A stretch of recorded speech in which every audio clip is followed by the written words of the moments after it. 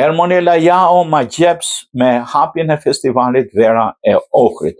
Për herë të parë në historinë 66 vjeçare të festivalit ndërkombëtar Vera e Ohrit, galaja e hapjes u udhëzohet nga soprano shqiptare me famë botërore Ermonela Jao, duke shënuar një moment veçantë për artin shqiptar në një nga skenat më prestigjioze të rajonit. Festivali që zhvillohet nga 12 korriku deri në 20 gusht u çel në Teatrin Antik të Ohrit, një monument i shekullit të dytë i njohur për akustikën dhe atmosferën e tij unike.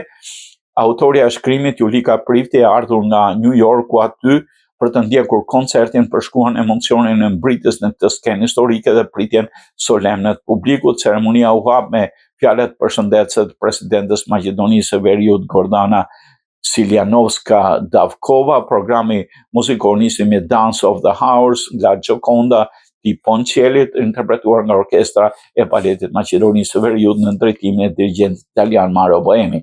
Më pas në skenë u ngjit Ermonela Jao, e cila interpretoi me mjeshtëri arjen Io son l'umile ancella nga opera Adriana La Kërkërver, zëri i saj i pastër, interpretimi emocional dhe prania skenike ma gjepsën publiku. Një sukses i veçantë patën dhe duetet me tenorin amerikan Charles Castronovo, me cilin Jao krijoi një harmoni artistike të rrallë.